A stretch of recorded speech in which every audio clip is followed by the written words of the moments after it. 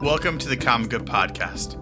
We're in the midst of an 8-week series where we're dropping mini episodes on Tuesday, which are being produced in partnership with The Hive, a center for contemplation, art, and action, as a part of an ongoing class they're offering called Election Brave Space, Compassionate Resilience for Our Shared Future.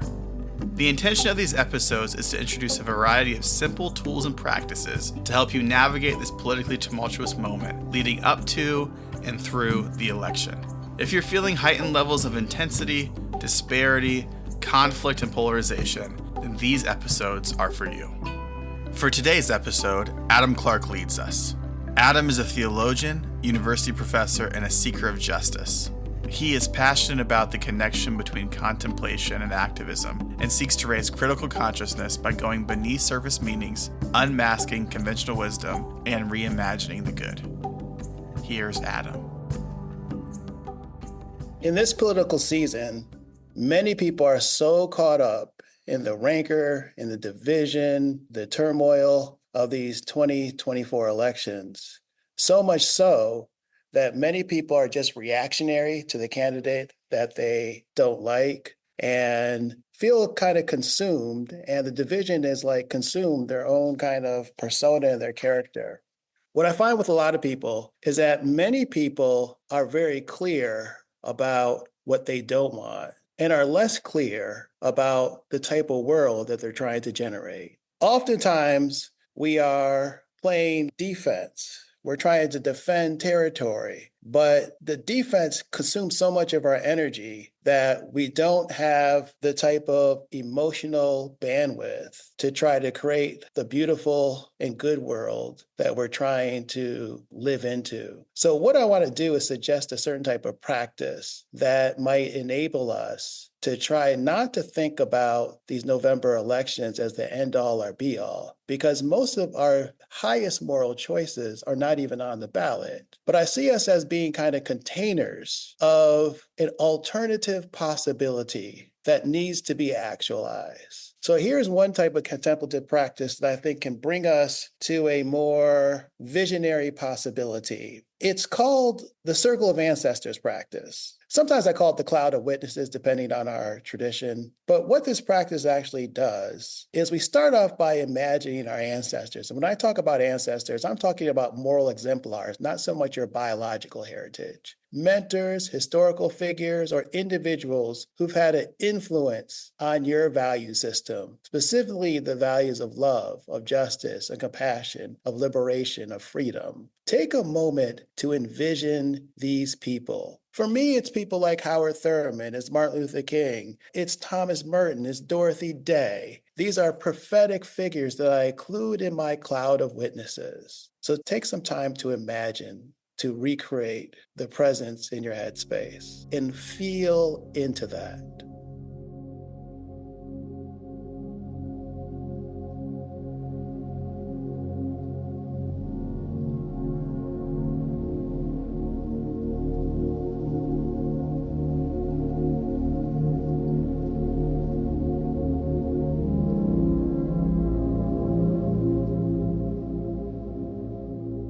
These people shape a moral framework, and they give us value clarification of how to navigate uncertain times.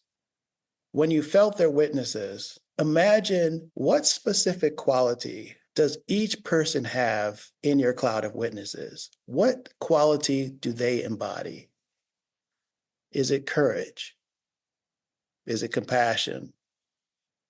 Is it freedom? Is it community? What quality do they embody? And what guidance or visions do these individuals offer for the future?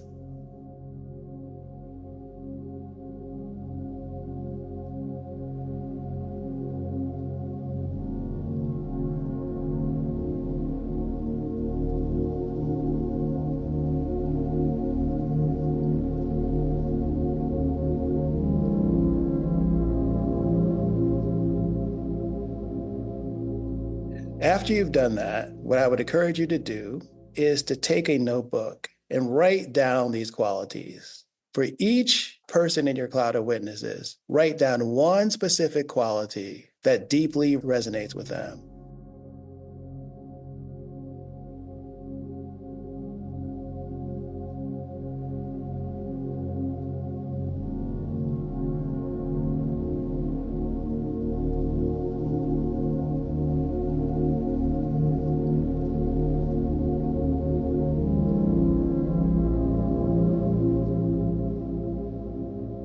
After that, what does this quality teach you about your leadership or the type of leader you should be? And when I say leader, you don't have to have a formal position of leadership, but leadership could be in your own family, in your own community, in your circle. How would you embody that quality in your own leadership?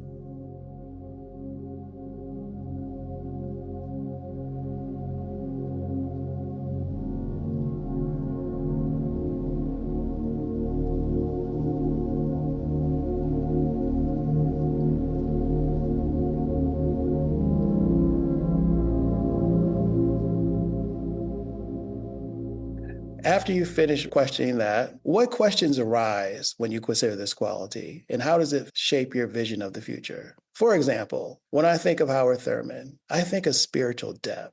When I consider this quality of spiritual depth, how does it shape my vision of the future? Do I have a one-dimensional vision? Do I have a multi-dimensional vision?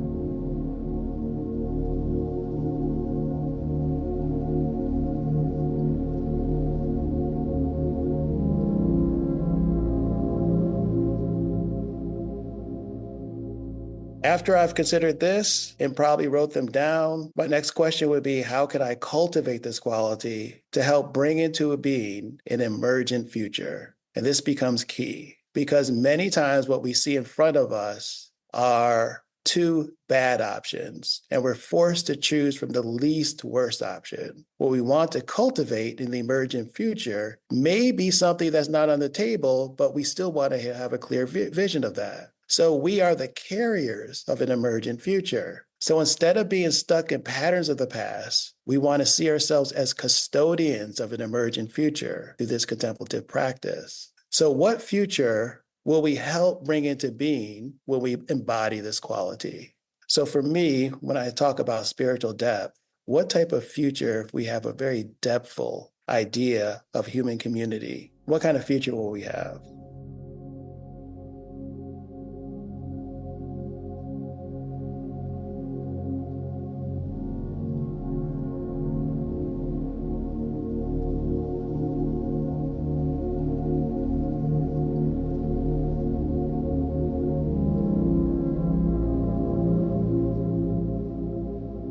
That's a collective question. Now, the personal question, what do I have to become in order to manifest this vision? What do I personally have to do?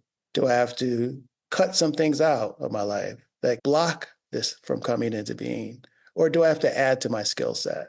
Do I have to release something or let something go to become aligned with this type of vision? What resources do I have to do to support this vision? And what type of gifts do I already have that can serve this purpose?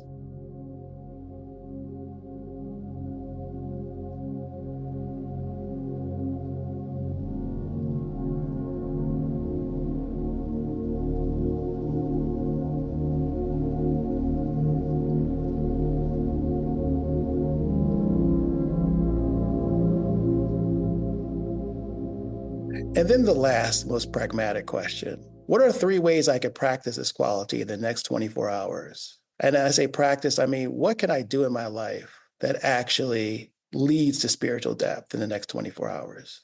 Can I read some type of contemplative literature? Can I practice a meditative or contemplative practice? What are some things I can do to actually practice this in the next 24 hours? We want to do this immediately. And then hopefully it becomes woven into our lives in a way that we become the very quality that we admire.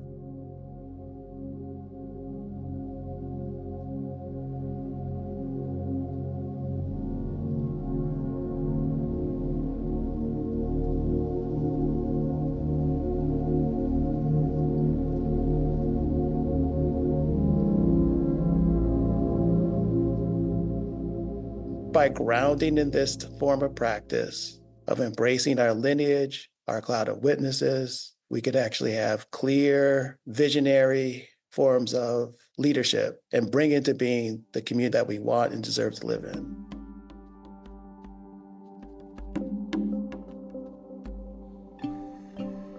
Thanks for joining us. Check the show notes for more information about Adam, the Hive, and Election Brave Space, compassionate resilience for our shared future. This episode was produced by me, Joey Taylor, and the music is from Jeff Gorman.